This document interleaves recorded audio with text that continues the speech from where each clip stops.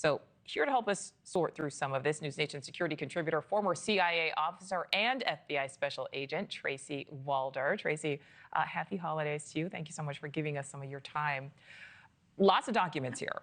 What is your biggest takeaway from what has been released as part of this now 90-day deadline?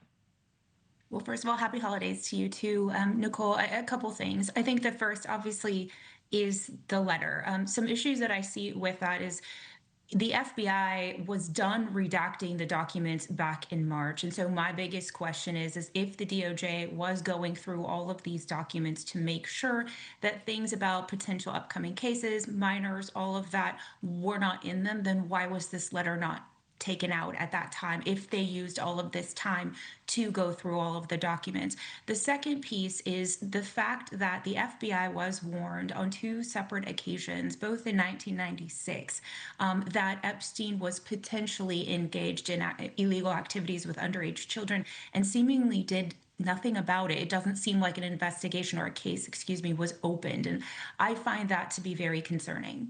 I do want to talk more about that as well.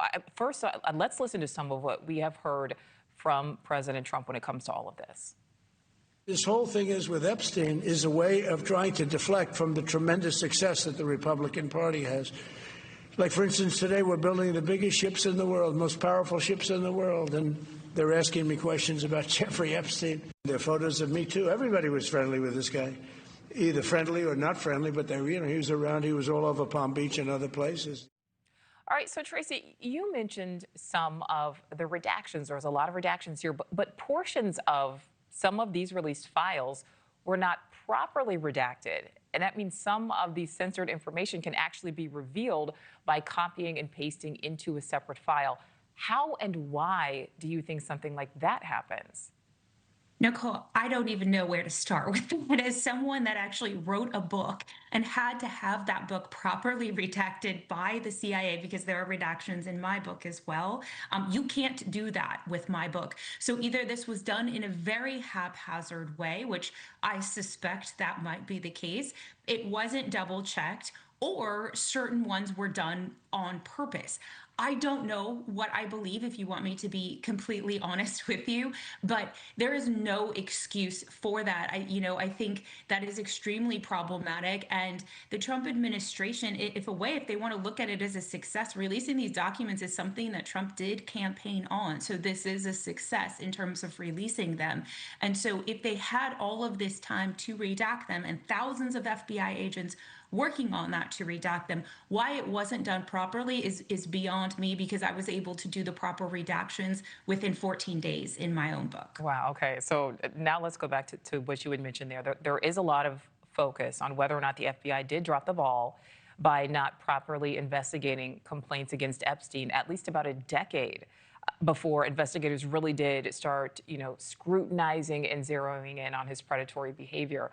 I do want to talk about that, but first, how does the FBI even determine which reports are credible? Because there certainly are going to be reports in these files that are not all true. 100%. I mean, that's normal. And people come in and out of FBI offices as walk-ins and those kinds of things all of the time. It's my understanding the individual who made this particular claim had gone to local law enforcement. They told her then to take that to the FBI, because typically that is what the FBI investigates. So you walk into the office. This was 96, so I'm assuming it wasn't an online tip. You walk into the office or you call the office and you make that complaint with them. Then the FBI has to do its due diligence, whether they believe it or not, whether someone comes in a tinfoil hat or not. You have to investigate that claim. And so a case would have been opened to conduct that investigation. To me, it seems like essentially she was just blown off, which is unacceptable. So you would say, do you think the FBI dropped the ball? And why do you think that would have happened? I mean, I'm going to be very blunt. I do think that they dropped the ball, just obviously as someone who I used to sit on a tip desk at a new agent. That's very common.